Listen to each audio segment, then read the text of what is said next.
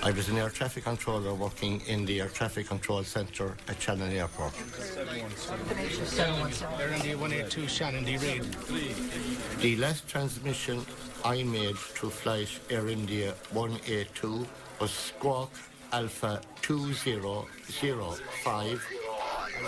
2005. That was the last transmission made and received on frequency.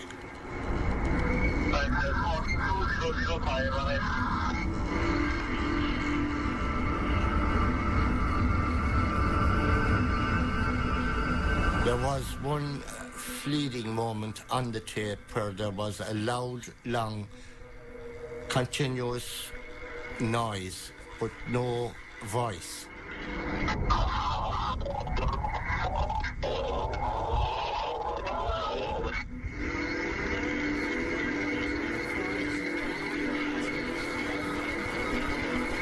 Air India 182 Shannon. I'm transmitted on 3 or 4 occasions. Air India 182 Shannon, do you read? Air India 182 Shannon. Unfortunately, I received no reply on my frequency. India 182 has gone off the scope. Where'd you last have him? 269 out. No one to this day has ever determined whether it was static or the aircraft in trouble trying to transmit to me. To this day, we don't know.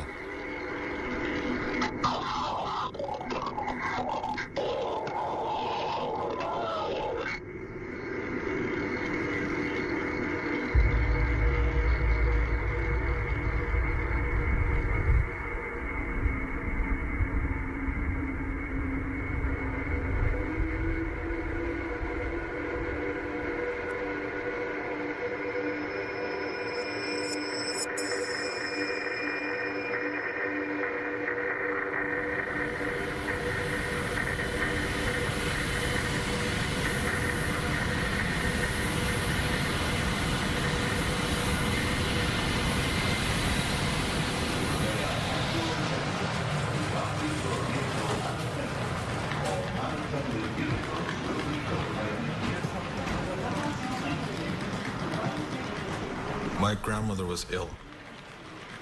My father wanted to go see her before she had passed. The whole world here. Oh, there's another one going over there. Look at that. He wanted to definitely see his mother. But at the time, something didn't seem right. I think that's My father had never gone anywhere leaving us behind before, like anywhere. It's just at that time, I don't know what it was, but it didn't seem right. Something didn't seem right. You know, even his friends were saying, like, there's a lot going on in India, you know, just be careful.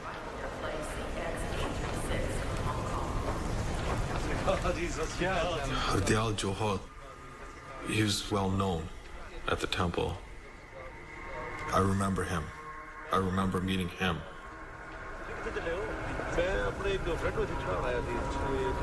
And when they asked him, you know, how come you're here, are you flying? You know, it was quite early in the morning, I believe, and he didn't really have an answer. And just kind of like, you know, moved on, walked away, and that was it.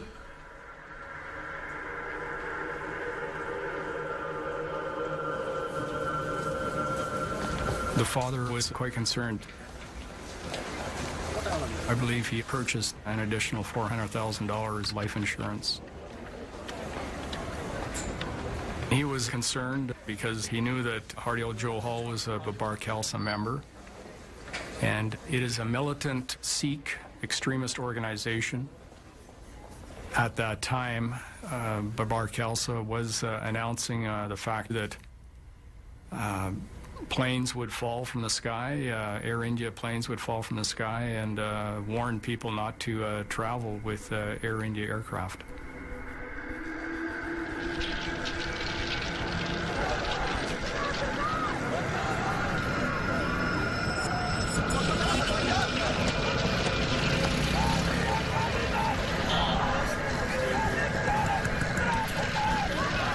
In 1984, the Indian government and their security forces mounted Operation Blue Star, targeted the Golden Temple in Amritsar. And the Indian government's actions around that particular event had an effect of galvanizing overseas Sikh communities everywhere, and particularly what we term the Sikh extremist communities. Those individuals among the Sikh communities that held to the notion of a separate state of Khalistan.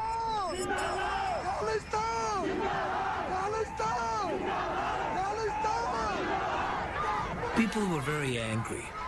Loved ones may have been killed, temple was interfered with. So people were susceptible to the kind of preaching that went on, which was essentially for a violent response to the government of India.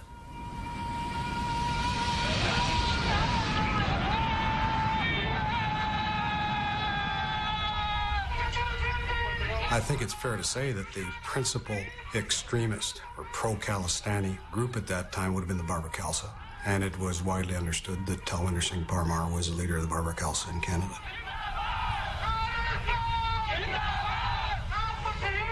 Talwinder Parmar was assigned a very high level of investigation, the highest we had at the time.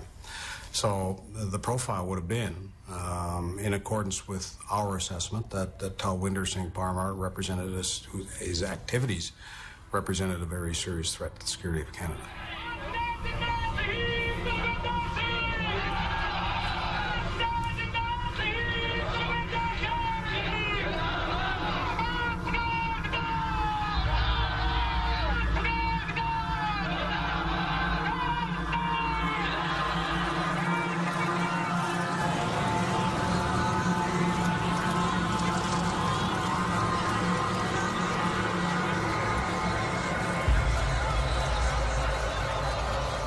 Was there an appreciation that we were dealing with a terrorist organization here who has killed, or which has killed? Yeah, that was understood.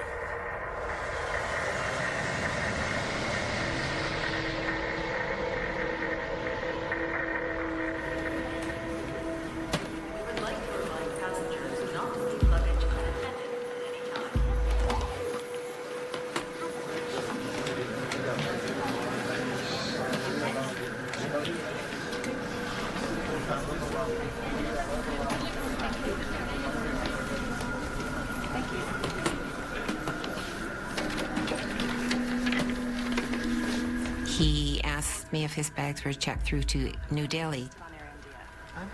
And he said, I'm not. He says, I phoned them this morning. I'm confirmed on Air India. I said, you may be confirmed on their computer, but you're not confirmed on our computer. But it's not on our computer. When you get to Toronto, check in with Air India. Oh, no. What do you mean? When I will be in Toronto, I have to pick up my luggage, take my luggage to the Air India and rebook it? Yes. Oh, no. It's a big hassle for me. I paid full fare for the ticket.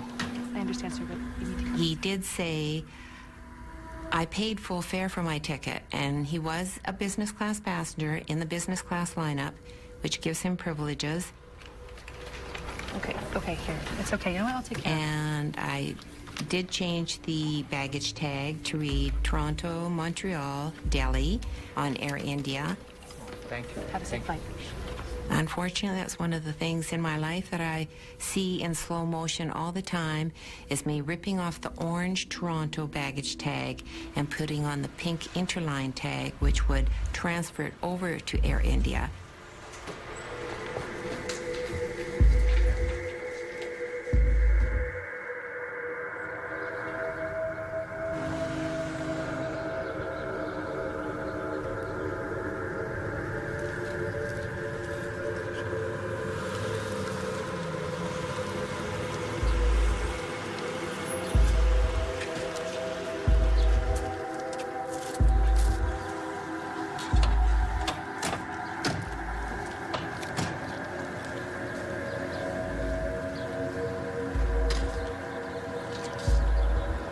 Ray is a tightly wound guy.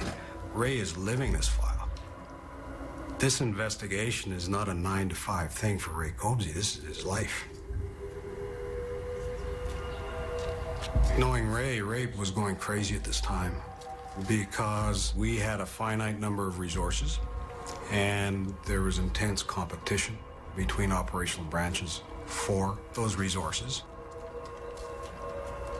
It sounds trite to say that it was a very busy time for our counterterrorism program, but that's the fact of the matter.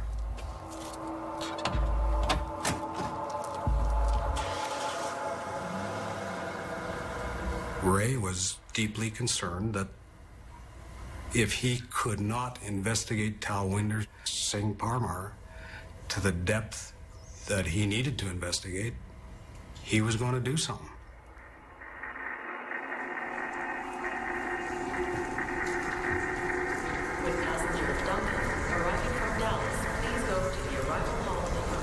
There was a lot of toing and froing a day or two before because, of course, we were trying to actively get them on that flight. No, they weren't originally booked on the connecting CP flight to make Flight 182. Just so awful to think of it now. I can remember my aunt using a phrase, oh, it's just heartbreaking now. You know, it's a saying in Islam, inshallah, if it be the will of Allah, you know, inshallah, we'll meet again.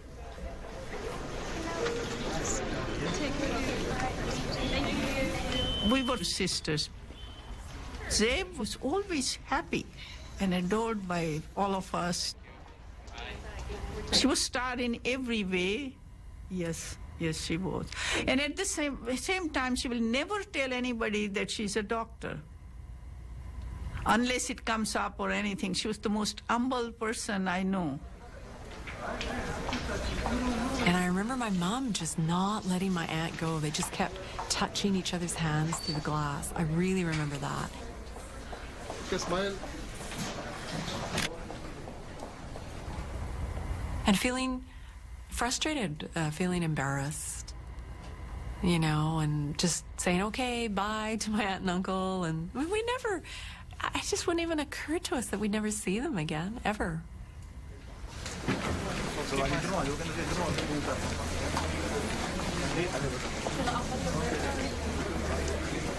The last time I saw my father was after checking in. I remember this one part where you check in and then you go to the gate, and then when you're leaving from the gate,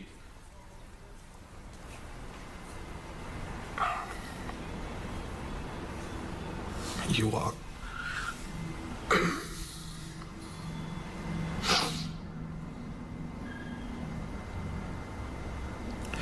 There's this part you walk and you can see everybody walk into the airplane. I just remember my dad waving. This is a final boarding call for passenger MC on flight. That was the last time he waved goodbye. That's all I remember.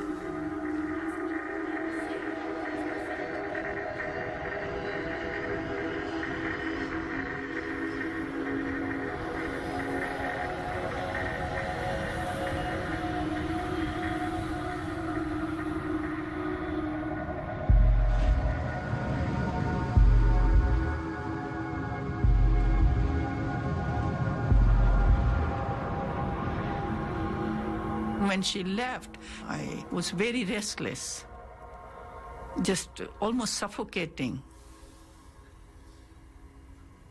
In a flash, I saw my sister, her hands outstretched like that. And it was so real what she was wearing when she left. I just saw her there, stretched her arms.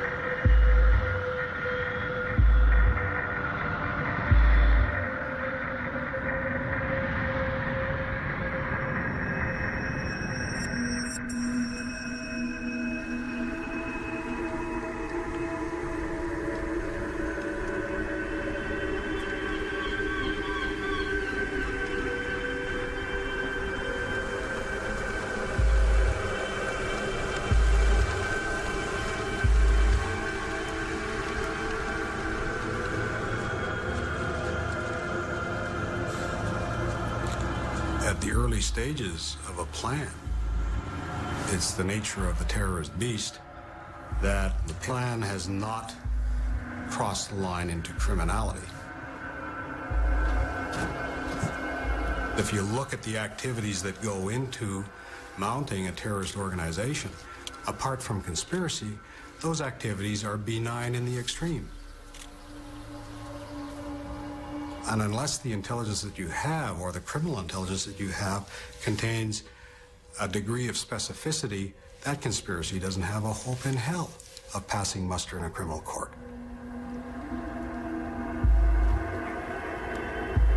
So fundamentally, you have to let these conspiracies run a long way before you make intervention.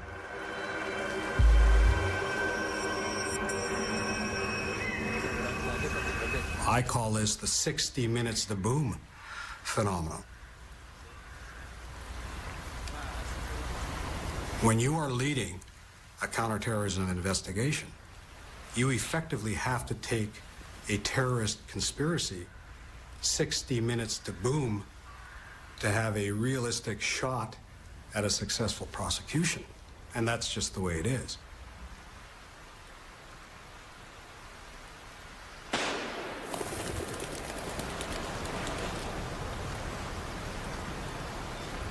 We didn't know what that bang was. We didn't know if it was a report of a rifle or a detonation.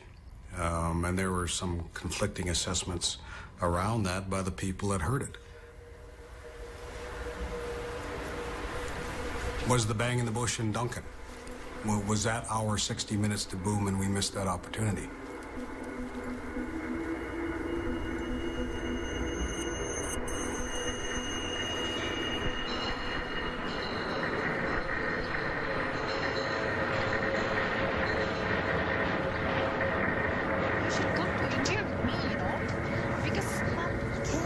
My mother, Borsha Kelly, was accepted to do her PhD at a university in India, and that's why she was going back. I was, you know, your typical Canadian kid. I was born here and raised here, and just your average Canadian teenager, you know. My mom actually said, you should come to India with me, and you'll have the whole summer. We can just bum around India, but something inside me knew that I shouldn't run away from my problems, so I didn't go, which, you know, gladly, thankfully, I didn't go. I remember I had to go to work and saying goodbye to her at the door, and I remember her saying that she would be back before I knew it, and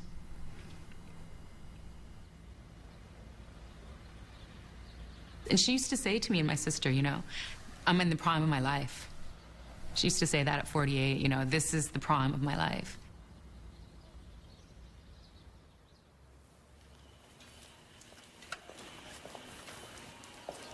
Where we at?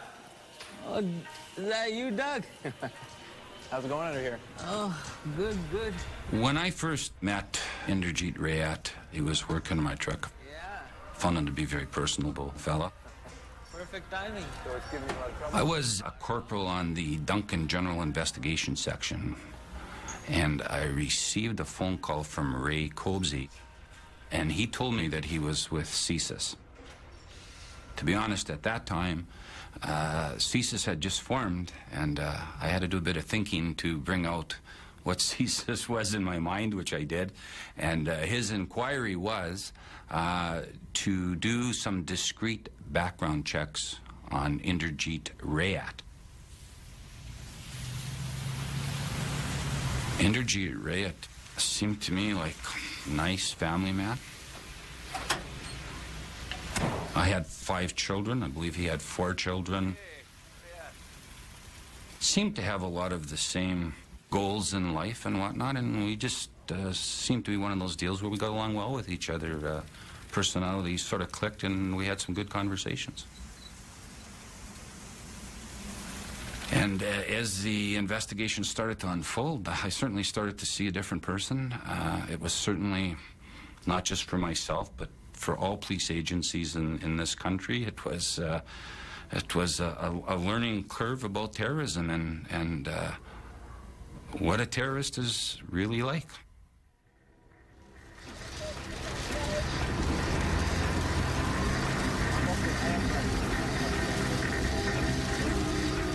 We started towards Toronto. It was raining like anything, storm coming. We were fighting quite a bit.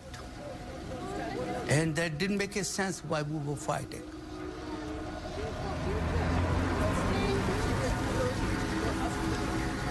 Anu was just kept on saying, I know, Dad, that we are going and you're going to be alone.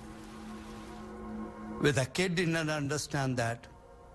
And even truthfully saying up till now, even I don't understand that, why it was happening. Maybe God wants us to be angry enough that we started hating each other. If something happens, we don't love. I don't know.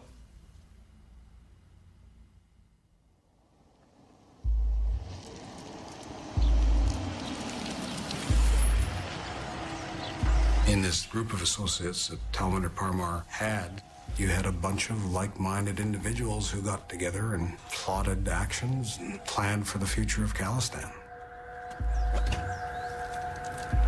You're talking about Hardial Johal, Surjan Singh Gill, Inderjit Rayat, Rapudaman Malik, all of the names that have surfaced in the context of the Air India conspiracy. When we talk about his close circle of contacts, that's who we're talking about. Rapudaman Malik, to the extent that there was a money guy associated with BK, Rapudaman Malik was that guy. To bring life to the Babar Khalsa and to support terrorist activities of the Babar Khalsa, Malik was a good candidate to go into that role.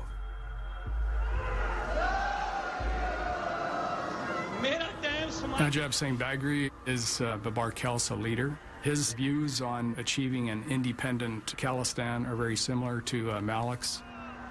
ਹੁਣ ਅਸੀਂ ਹੋਰ ਕੁਝ ਨਹੀਂ ਬਾਹਰ ਕਰਾਉਣਾ ਚਾਹੁੰਦੇ ਸਾਡੇ ਨਾਲ ਬਹੁਤ ਕੁਝ ਹੋ ਗਿਆ 50,000 ਤੋਂ ਉੱਤੇ ਨੌਜਵਾਨ ਸ਼ਹੀਦ ਹੋ ਚੁੱਕਾ ਹੈ ਕਹਿੰਦੇ ਸਾਡੇ ਹਿੰਦੂ ਭਰਾ ਕਈਆਂ ਨੇ ਕਿਹਾ ਹੈ ਮੈਂ ਆਪ ਨੂੰ ਭਰੋਸਾ ਦਿਵਾਉਣਾ ਹੈ ਜਿੰਨਾ ਚਿਰ ਤੱਕ 50,000 ਹਿੰਦੂ ਅਸੀਂ ਕਤਲ ਨਹੀਂ ਕਰ ਦਿੰਦੇ ਸਾਹ ਨਹੀਂ ਲਵਾਂਗੇ These are very bellicose individuals. There was not a day that went by when Sikh extremists were not going to kill somebody or blow something up.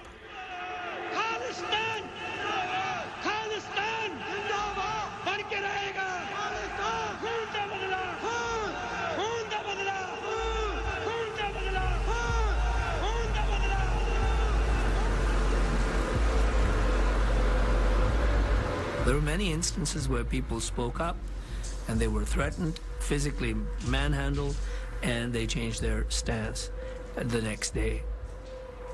It was a state of fear that existed in the community at that time.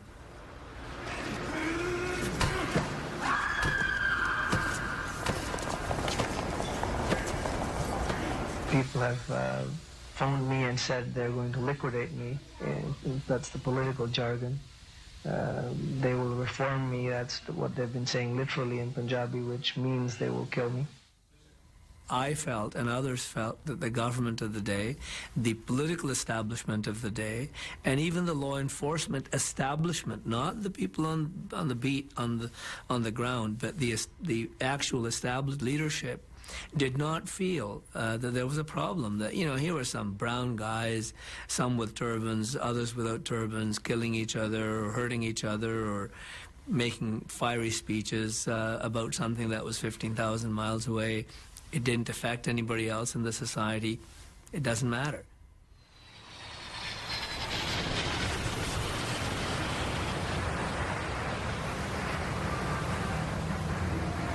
Just as we were approaching the airport, the rain stopped. I was very worried. I said, you know, with this storm and all, taking like the planes going out and all that. And my husband said, what time are you living in? He said, this type of rain doesn't bother the big airplanes. But it just felt very comforting that everything had cleared up.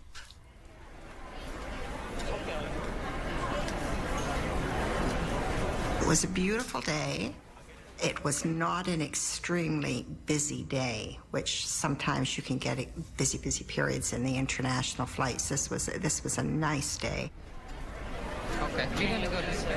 And your gate's just that way. School was out, and these were all Canadian children that were going home to meet with the grandparents or go home for their summer holiday.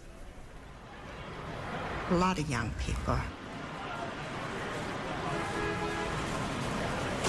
It was entirely their decision because they thought they were old enough to travel on their own and connect with the family entirely on their own.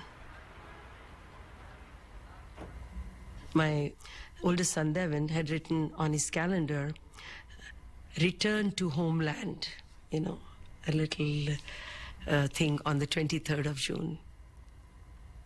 Yeah.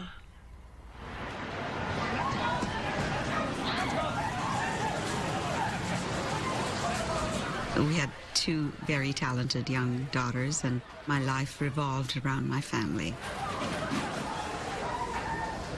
It was our hope that, they would grow up to be really productive, good Canadians.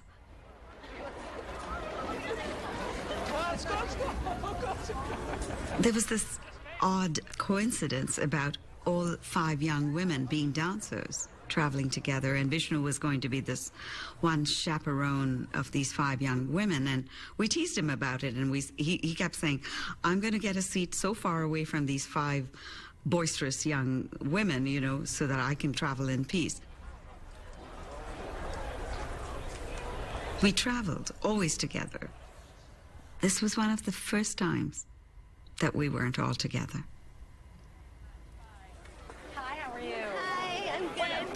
Suit you have. What a great color. There was one young girl that came up.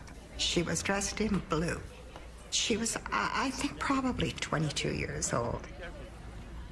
And she said, it's my first trip over there, and I really wanted to look so nice. So we assured her that she looked so beautiful, and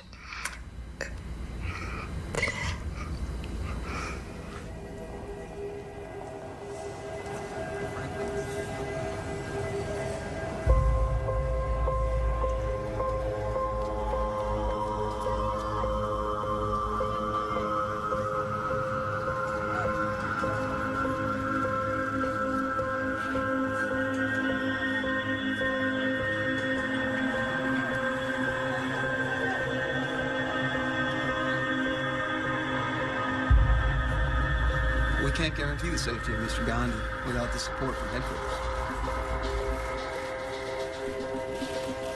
Well, with all due respect, sir, we have an emergent situation taking place here in the field. So the note कर लो ये लोग कैसे क्यों आ गए phone पे बात मत करो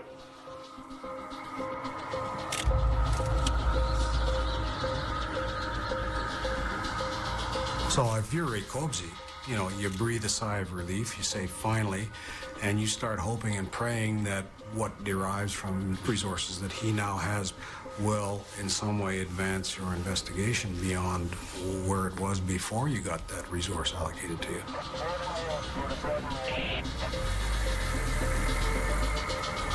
The more sources that you have working against the target, the greater the prospect that you're going to find that critical nugget, that very valuable singular piece of intelligence, actionable intelligence, if you will. He's now got a critical mass of information that's starting to come together, pointing to the fact that the Barbara Khalsa in Canada is planning something.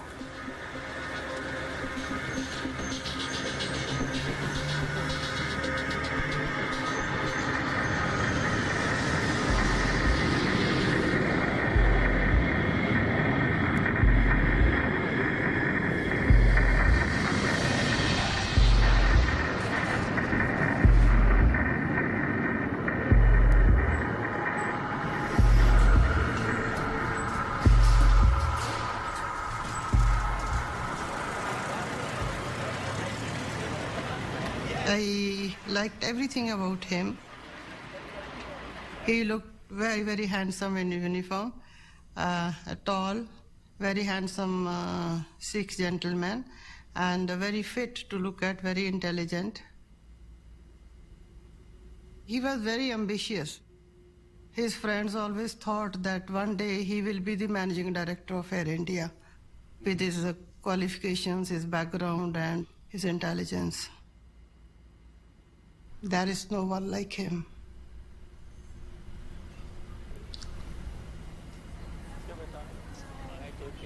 We are saying bye. We hug each other. And I'm telling the kid, take care of your mom. On the same time, I'm telling the mom, take care of the kids. This is the first time that a person is going out of country and I'm not there with them.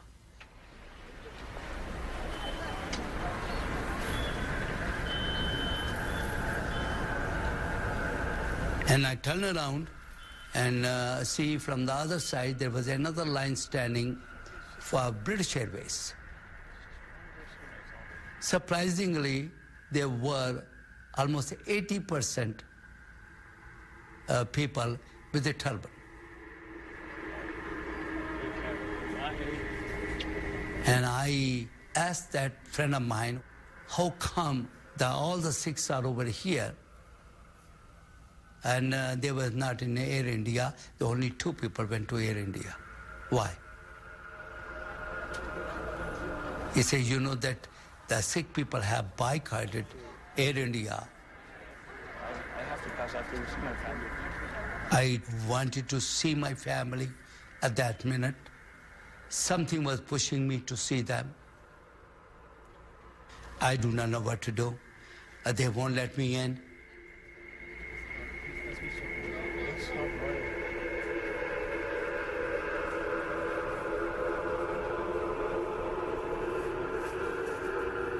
And I dread that moment. I let them go.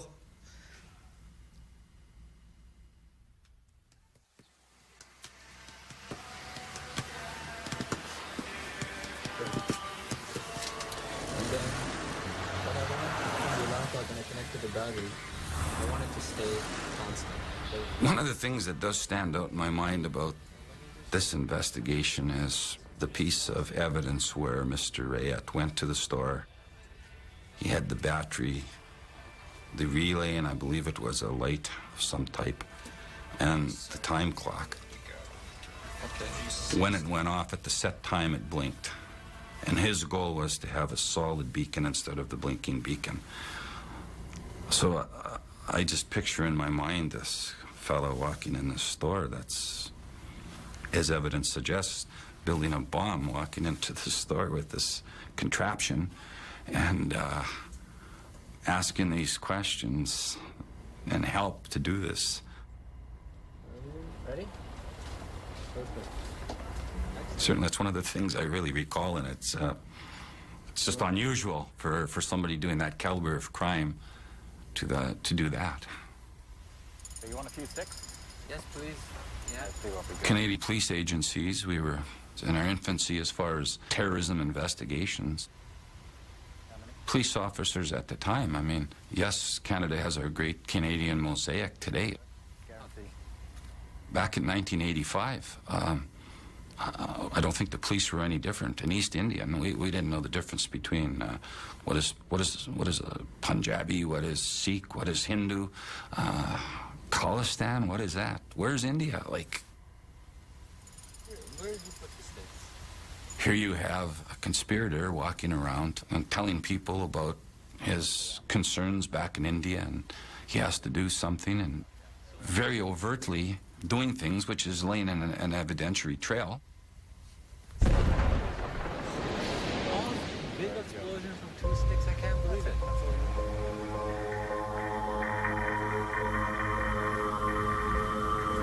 At that time, the assets and interests of the government of India occupied the highest threat level that we had.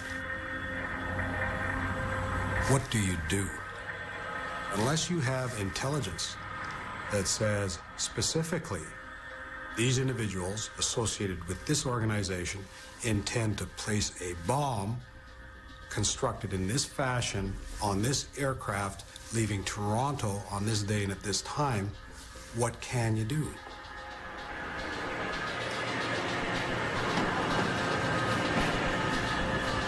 It was really, really hectic in there. And there was a lot of pressure on those people. Get things moving, get it moving.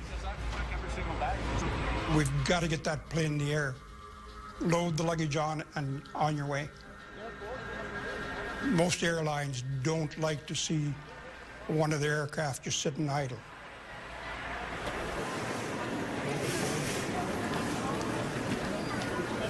Sanjay is the older one, and he was very gentle. His teachers describe him as a holy man.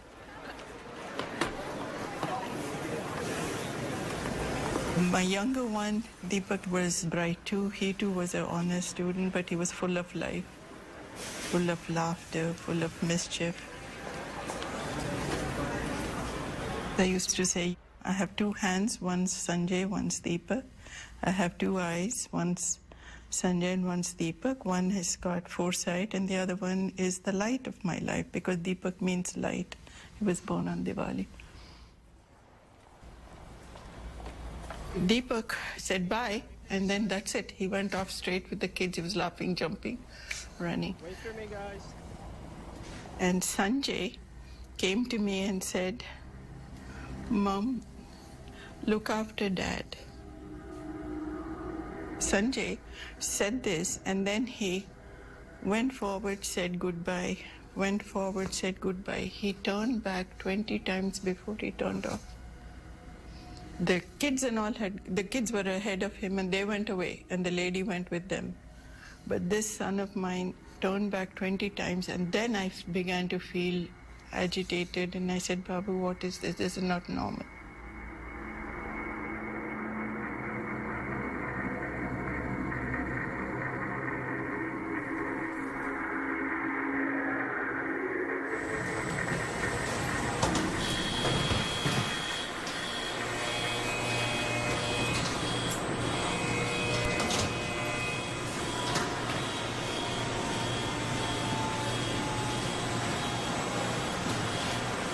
What happened?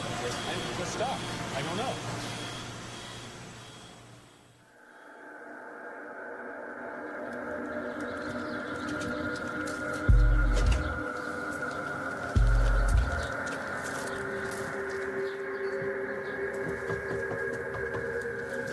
There were concerns that the Babar Khalsa may orchestrate some type of a plot to either assassinate Rajiv Gandhi or cause him harm.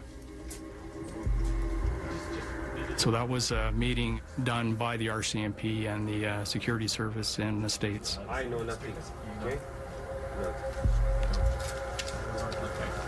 To see if they would tell them anything concerning what they knew about certain individuals, and also to let them know that they were being watched.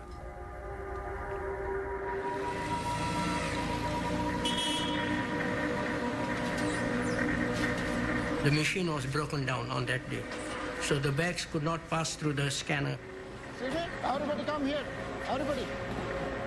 The security guy came downstairs and explained to the security people what they should do, and gave them a hand wand to check the suitcases. The security manager, he lit a match and he passed the wand on top, and then it came beep. That's the noise you look for. Okay? Now take this and use this one.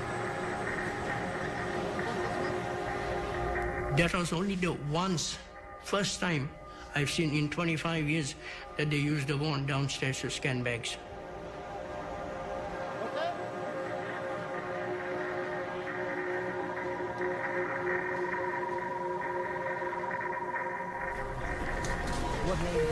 Ladies and gentlemen, we would like to apologize for the delay in boarding Air India Flight 182, soon departing for Delhi via Montreal and London Heathrow. We thank you for your patience and we will keep you updated. Mesdames et messieurs, veuillez accepter nos excuses pour le délai. There was quite a number of children on board the flight. And this is the most vivid memories I have, personally. The one that keeps coming back is the little girl. She couldn't have been more than 7. And she was clutching a big box of chocolates. And I can still see that little face.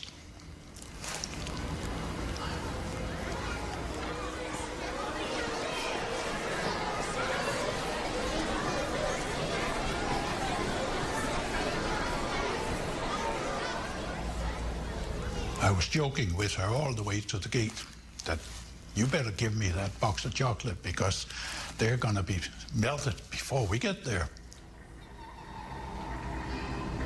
Oh no, sir. Oh no, I'll keep them.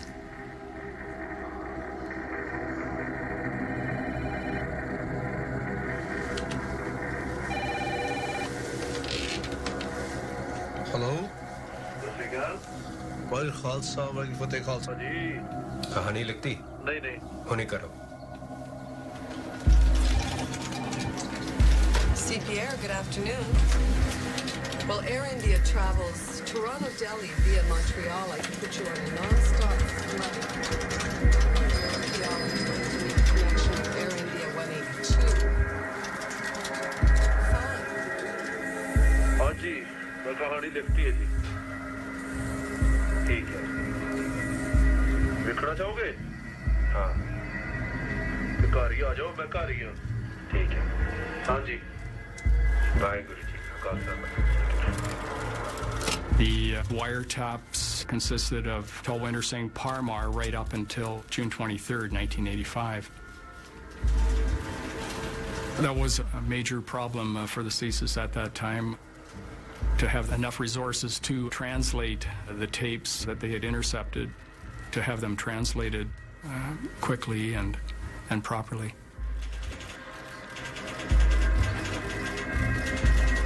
Khalsa वाल फतेह खालसा जी कहानी लिखती नहीं होनी करो ठीक हाँ जी मैं कहानी लिखती है जी ठीक है What does that mean to you as a reasonable man? Have you written the story yet? The fact that something I don't understand is followed by a call to a CPR office does not present to me a eureka moment saying, oh my God, they bought tickets for a CPR flight and they're going to put a bomb on that plane. That doesn't follow in any reasonable man's reality. You know, so that's the eyes that we're looking at this with. Have you written the story? What does that mean? Ladies and gentlemen, Air India Flight 182, destination Delhi via Montreal and London Heathrow, will now commence pre-board. We would ask anyone traveling with small children or anyone else needing assistance to board at this time.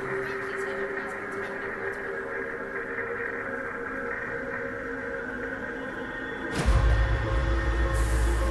When the bag came down, the guy went with the scanner. So it came beep, beep in the center. Then he turned around to the girl who was in charge, security girl. So she said, that's okay, she says. He looked at me and he did this, so I did this also, you know. So I lifted that bag, I put it on a cart. I strongly feel they should have checked that one bag.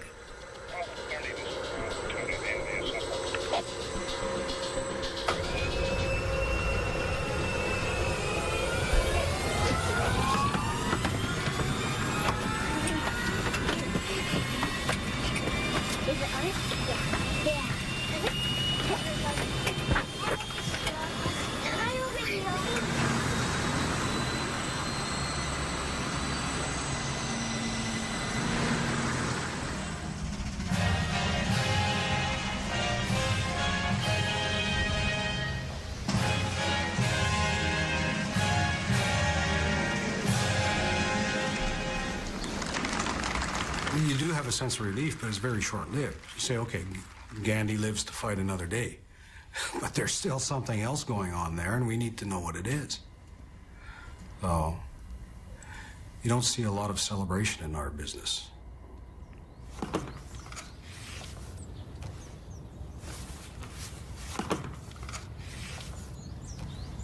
You go back to square one and you say, well, it wasn't that. It had to be something else. Okay, if it's not Gandhi, then what?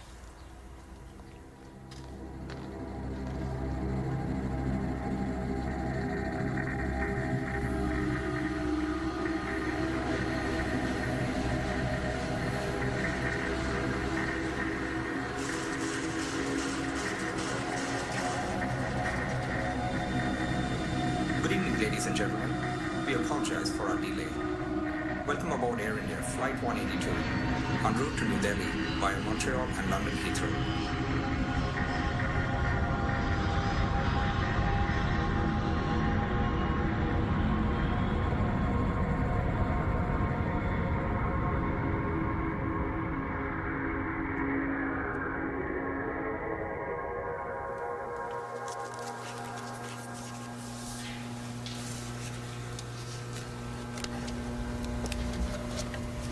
I've seen what bombs do to bodies. I've seen what falling from great heights will do to a human body.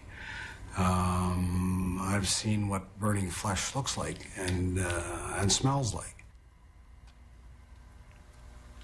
This is not an ethereal concept.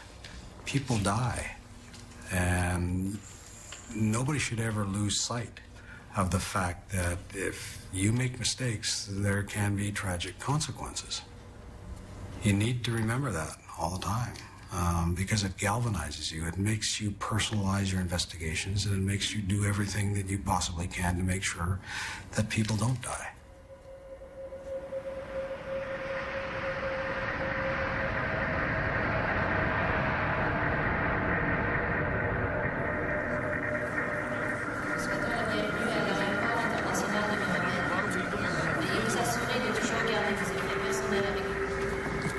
I was a good girl. I had done what I was asked to do, which was to put on a certain amount of weight so I could be rewarded with a weekend pass so I could attend my sister's funeral, graduation.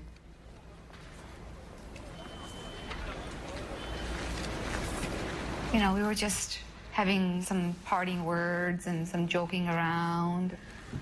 Oh, it was a big hug, definitely. Yeah.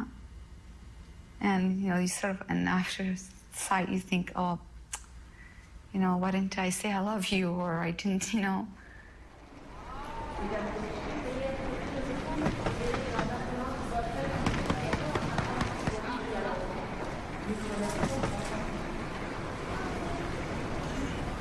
There are certain things that, you know, you remember very vividly, very, very clearly. You can't forget them. And this, of course, is one of the, because, you know, it's not really kind of, I didn't think of it, you know, that this might be the last time I'm seeing them. I didn't want them to go. I did feel like she was abandoning me. I think. And I just remember that she was very excited to leave, and she was very happy. The last thing she said to me was, "Be strong. Be strong like your sister."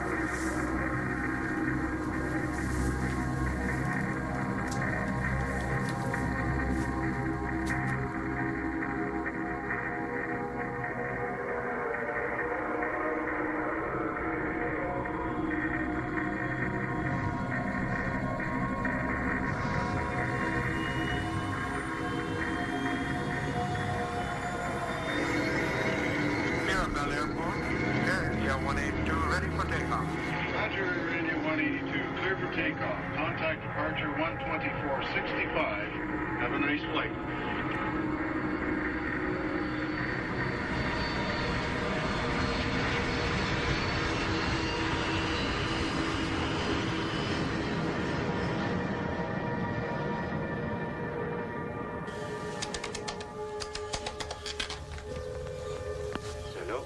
Hello भाई खालसा भाई फतेह जी चिट्ठी भेज दी हाँ जी चिट्ठी तो मैं कल सी चंगा जी सत श्री अकाल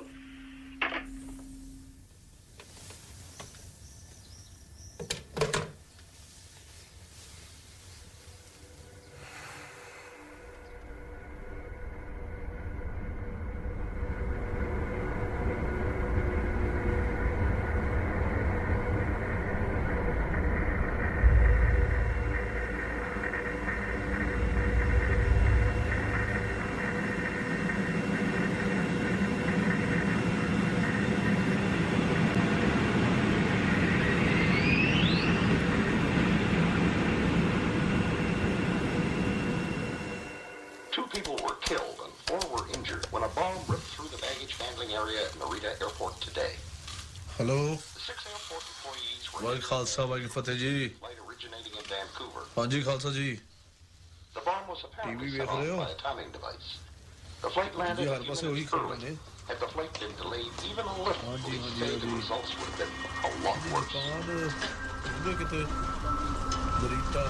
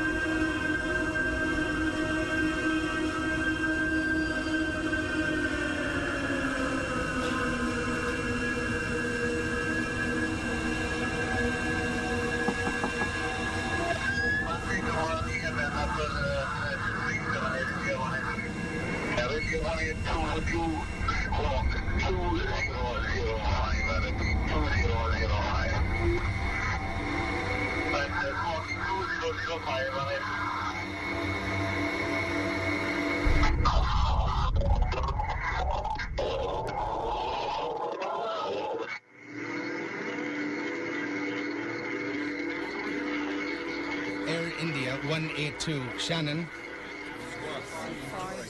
Air India 182 Shannon, do you read? There's an Air India 182 at this time. He's not talking to us. Can you see anything ahead of you there? 33, and I saw a piece of a contrail out the left side that looked like it might have been a 31, but certainly no airplane yet. You don't see anything there? At this time, we're very worried. We're very worried. We tried every means humanly possible to re-establish contact with the aircraft. Unfortunately, it was not to be.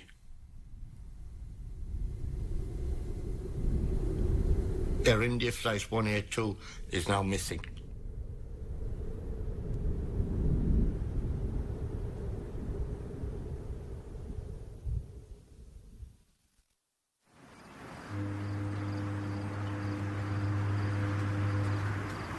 The phone had awakened my sister and I, and we were sort of groggy. It was very early on a Sunday morning, a beautiful, quiet Sunday morning in June, and suddenly my mom's screaming. Oh, it was a scream really like I've never heard. Like it was just awful. I don't think I'll ever forget those screams. No, I know I won't.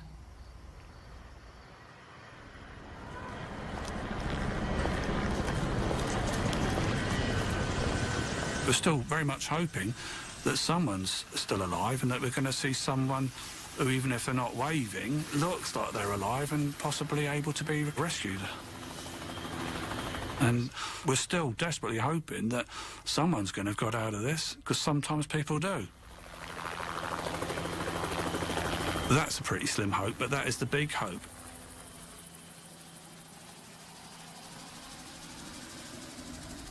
He said to me, he said, "It's the boys' flight." And I said, "What happened to the flight?" And he said, "They're saying that it disappeared and there are no survivors." And I said, "I can't be." I said, "That can't be."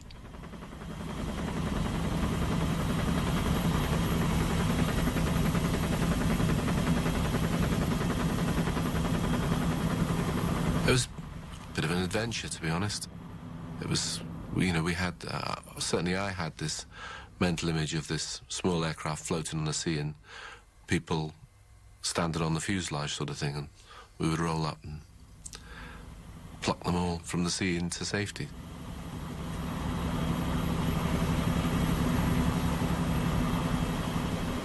He went to the phone, he said, yes, the children were on the plane. And he says, all's gone, and collapsed.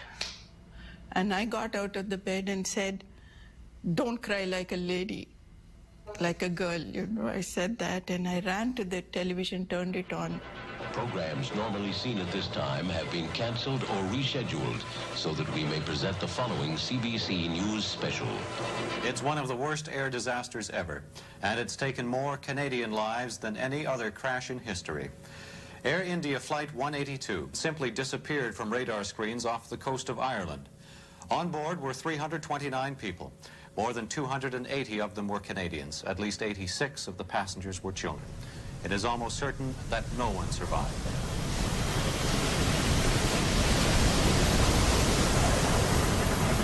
You're in the near Atlantic in a 10-ton helicopter that's creating an awful lot of rotor wash, is extremely noisy, smelly and vibrates a lot, and yet you get this incredible feeling of it's quite calm and peaceful and eerie, that there are an awful lot of people who've just died here. And it's something that I've never felt before and something that I've never felt since. And I think that was just like us realising that this was going to be a recovery as opposed to a rescue operation.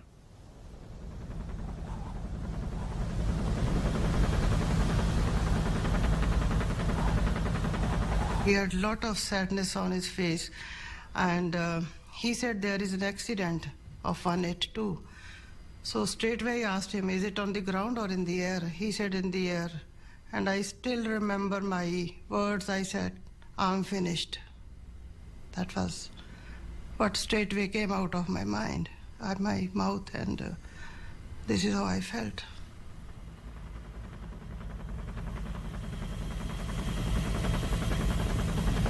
And at that stage they told us that the wreckage extended for between 5 and 10 nautical miles in any direction from our position. So we were looking at 100 square miles at least of wreckage. The enormity of this thing was starting to sink in. Everybody was just hoping for the best at that time. As soon as my dad's friends started coming, relatives started coming, I realized that something was wrong. Nobody actually really told me what happened. I kind of pieced it together. As far as you could see was wreckage. You could smell the aviation fuel. And for a brief time, the smell of recent death was even stronger than the smell of the aviation fuel.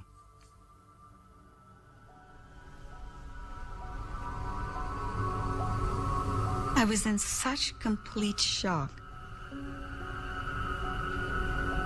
You know, it just felt like a dream, a nightmare that was passing me. You know, it was something that I kept feeling I'll wake up from.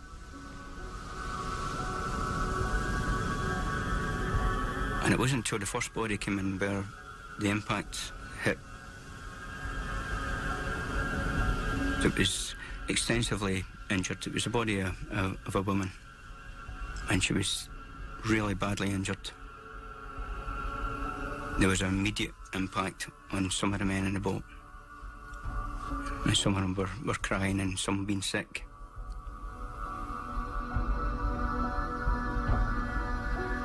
The news was coming when they were already taking out the bodies.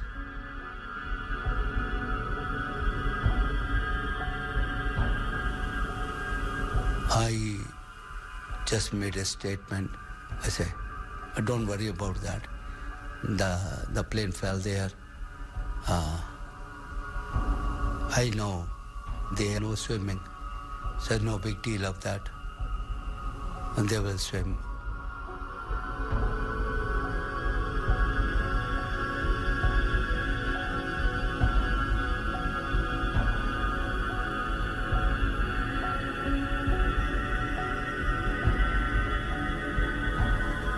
The winchman came down with this infant in his arms.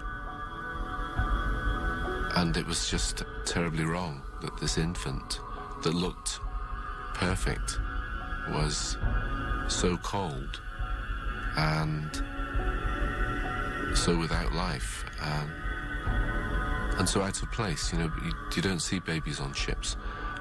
You don't see babies on the deck of ships in the middle of the Atlantic. And when you do, they're supposed to be warm and alive.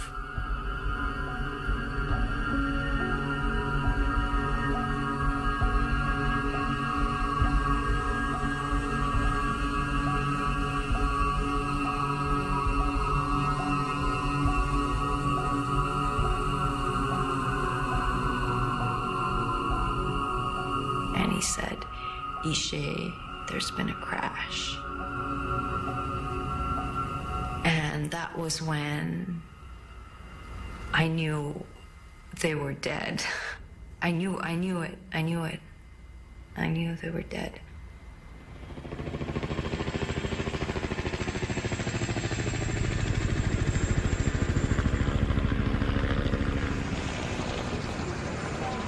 We weren't trying to recover wreckage as such, but there was this container, and I was just amazed to find that there were sweets and a chocolate bar in there with little tooth marks in it.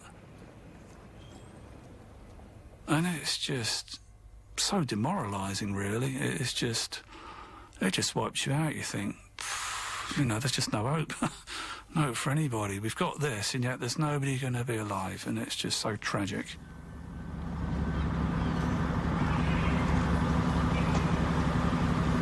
It was absolutely breathtaking to see such a sad scene, really.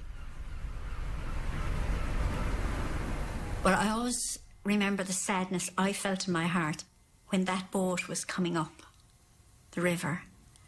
And it quite apprehensive of what I may see, and would I be able for this.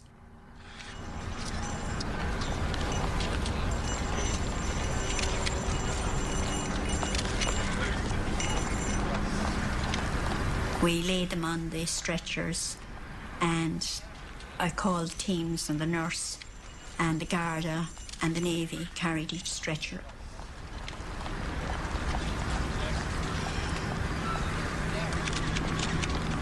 You know, it was very blustery that day, actually, because I remember the nurses had to put their hand across the stretcher to make sure that it was steady. And to me, it gave the image, you know, you're all right, you're home, we're caring for you.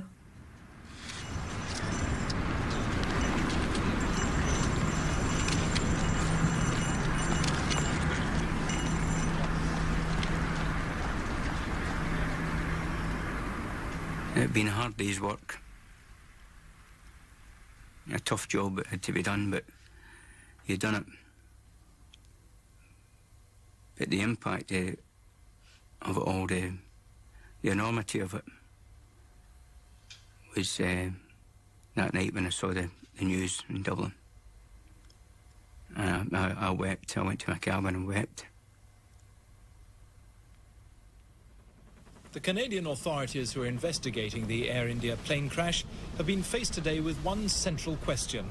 Was there a link between that and the bomb which exploded at Narita Airport in Japan at around the same time yesterday morning? There is still They can only answer that. speculation. They'll be on their The way. flight recorder hasn't been found. The bodies which have been recovered so far have Suddenly been it injured, disappeared but from they've air shown traffic no signs control of- radar screens. It is now suspected, though not confirmed, that a bomb blew the plane apart.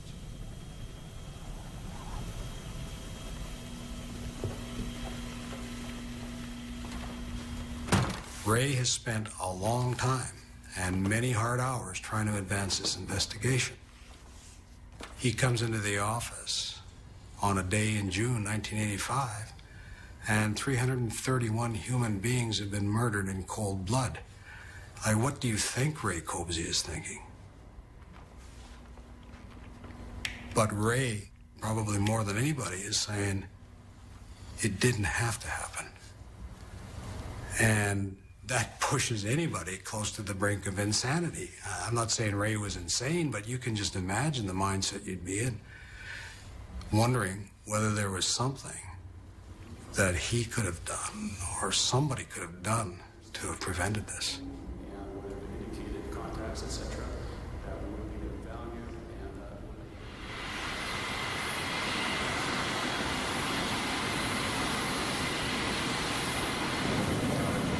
There were a lot of people that had met the same fate as my wife.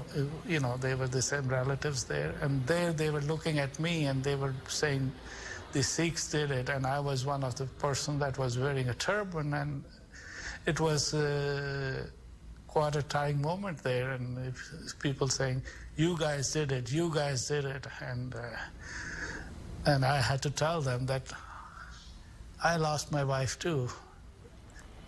We were the first ones to arrive, and there were no Canadians. And when we went to the Indian consulate people, they said, what citizens you are? We said, we are Canadian citizens. They said, you have to wait for the Canadian people to help you out. And when we went to Ireland, there was no Canadian representative. Nothing at all? No. And I think that was the beginning of my rage, really. Started in the days after the bombing. I remember then Prime Minister Brian Mulroney sending his condolences to the Indian government, which was such an outrage to me because, you know, my mother was a Canadian citizen. I'm a Canadian born in this country, and yet his condolences are going to India. It's like we were never Canadians in the first place. You know, that this was not something that happened to people that lived in our country.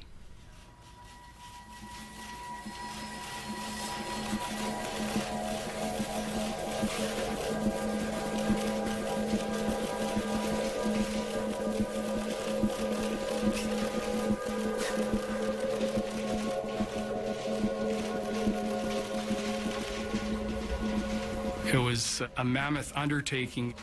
During the initial stay with the task force in 1985, I wasn't aware that CSIS had information or intelligence concerning the Babar Khalsa's involvement in the bombings. It was primarily the bomb that went off in Narita, Japan, that provided most of the forensic evidence for the task force to pursue. There were hundreds of police officers working on the case. As a result of the evidence that they uncovered, the RCMP task force in Vancouver were able to determine that the bomb maker was from the Vancouver Island area.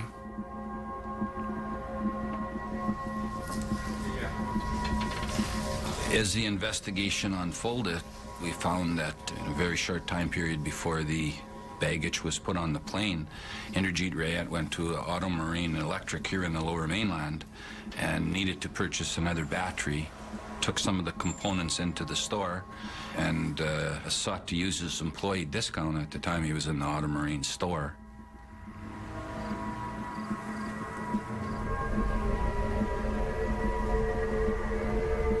When we determined that he purchased a Sanyo tuner, I think that's when it really hit me. Like I had an open mind, yes. Maybe some part of me was saying, oh, could this really be? When I determined that he purchased that Sanyo tuner, I thought, there's too much here now. This is the man in my mind.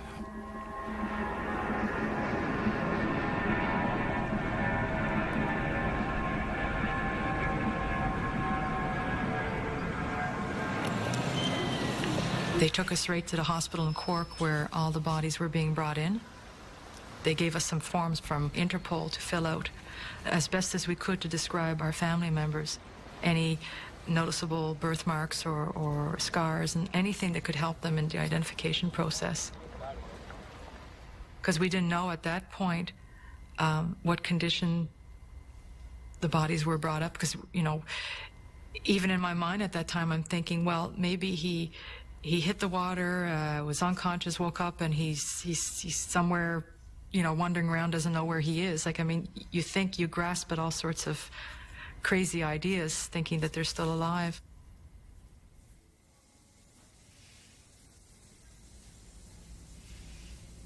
We were taken to a hospital where they were doing the autopsies and where they were collecting the bodies, and we were all gathered into a room.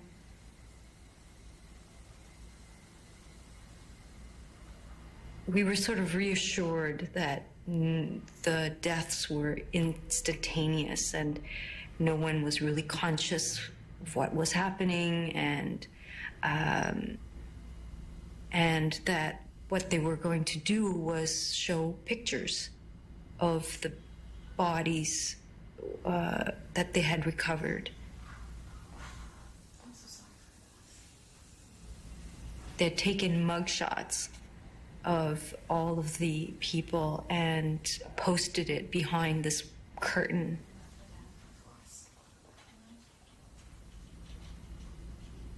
I was able to identify my sister.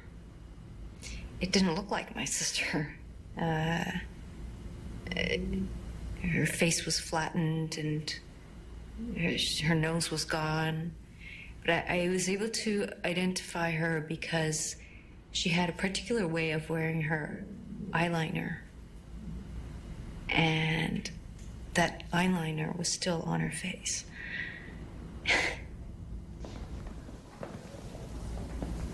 There was no external damage. There was nothing kind of, to show from outside, that there was anything violent that had happened to them. It was kind of, as if they're just asleep or something.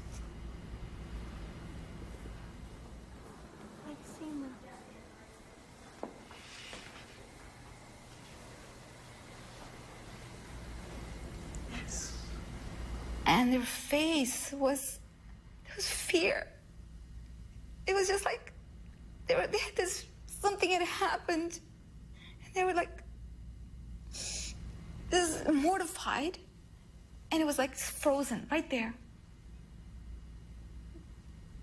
The picture was just full of these. I couldn't have borne to see their bodies. It was just. Take a seat. Yeah.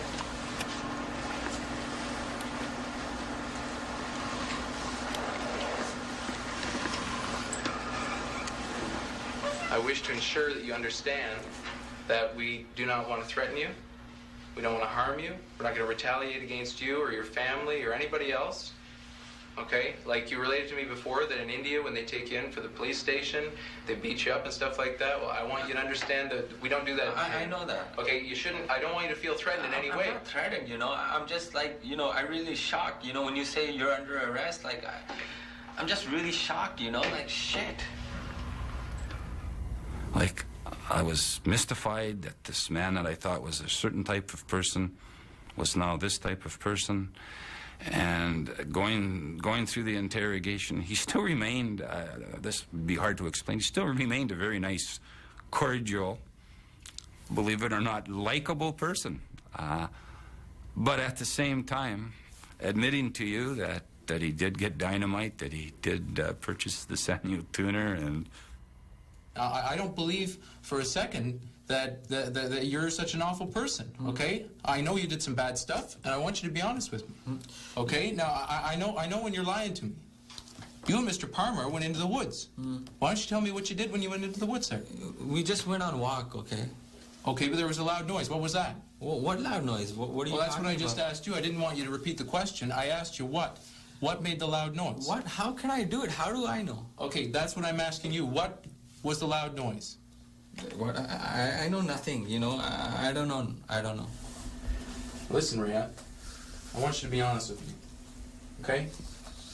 I want you to think about a lot of things, and I want you to be honest. As nice as they are, as nice as they seem, there's a total lack of emotion when it comes to what's being investigated.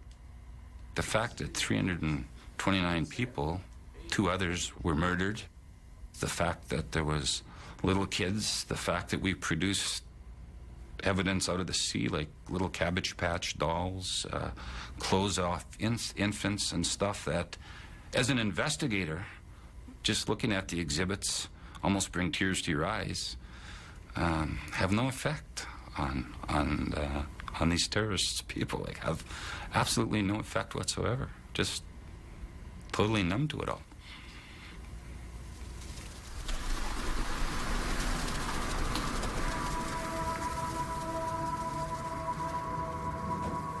We found out that they loved flowers, the Indian people. I sent word out to the people of Cork, had they flowers. And even little school children came into the front of the hospital with little bouquets of flowers for the children that were victims in that crash.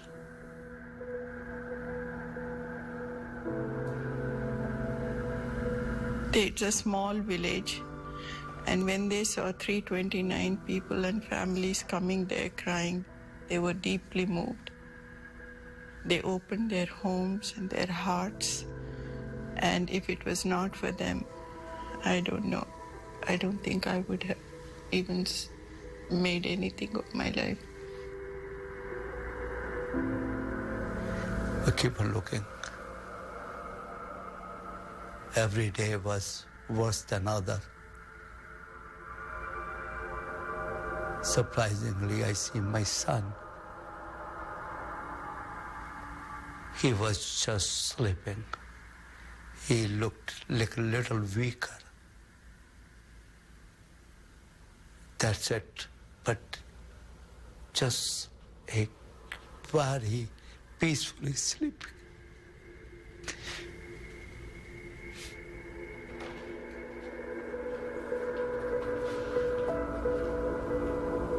Then my husband said, "You're a doctor, you go." I said, "No, you have to come with me."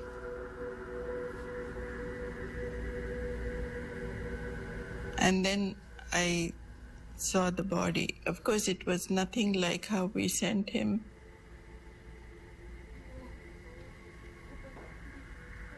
I clung to this body. I started looking at every birthmark he had and was hysterically showing the guard and he said, "Relax, ma'am, this kid will be given to you."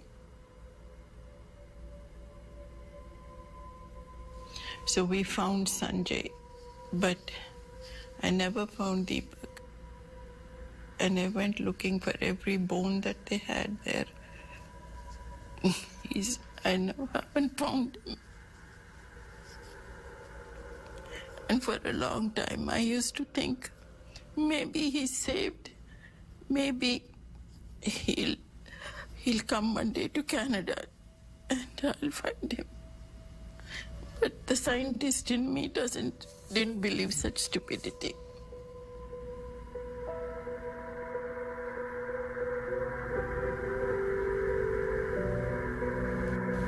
No, I don't know.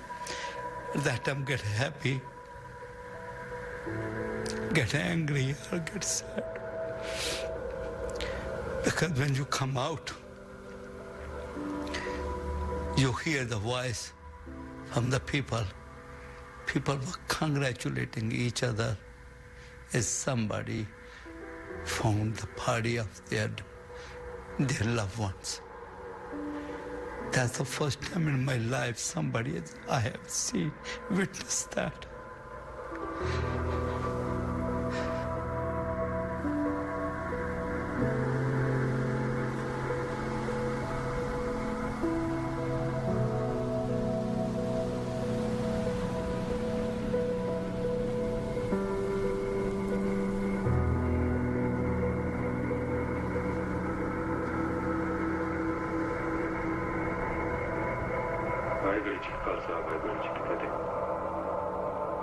हाँ जी बलकावाड़ी लिफ्टी है जी ठीक है फिर देखना चाहोगे गाड़ी हाँ ठीक है मैं घर आके आ जाइए ठीक है वाहिगुरु जी का खालसा वाहिगुरु जी की फतेह.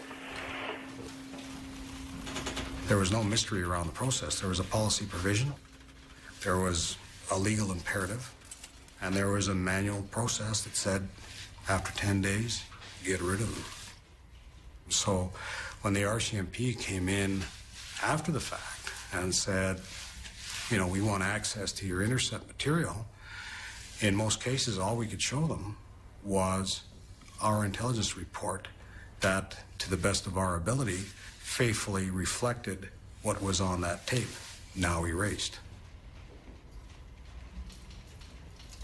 Somebody ought to have had that eureka moment and said, we have to stop doing this. It was a mistake, and it was a mistake that shouldn't have been made.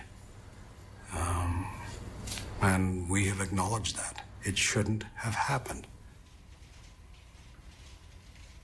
There's no joy that comes out of Air India Narita. Not for anybody.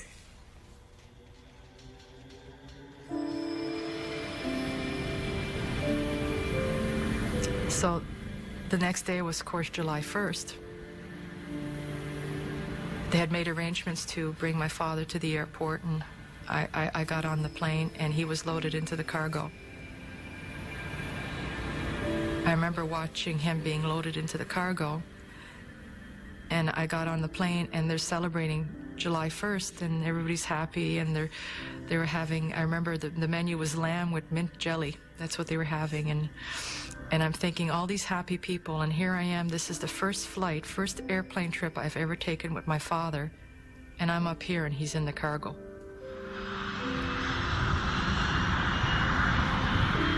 It's the first father-daughter trip we've ever taken together.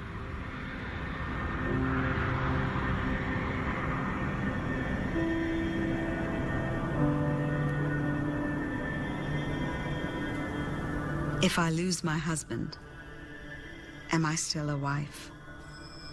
If I lose my children, am I still a mother? Who am I? To walk into that house and know that that bed will never be occupied by that person again. To go to their closets and feel their clothes and smell them. To go through your cookbooks and see that you're going through these recipes that were their favorites. To listen to a song that you knew was one of their favorites. What do you do with all that? It's so full and so empty at the same time.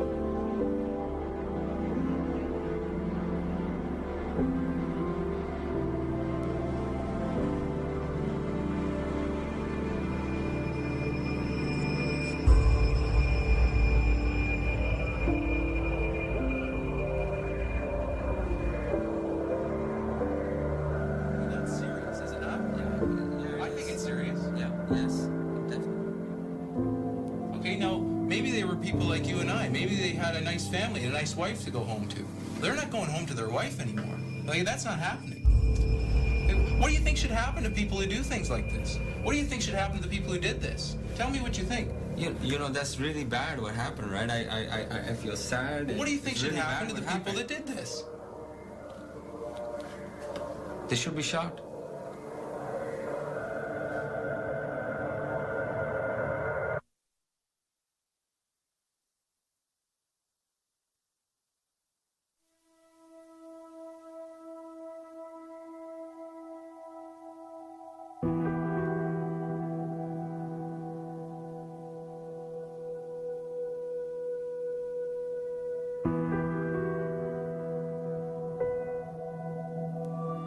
you.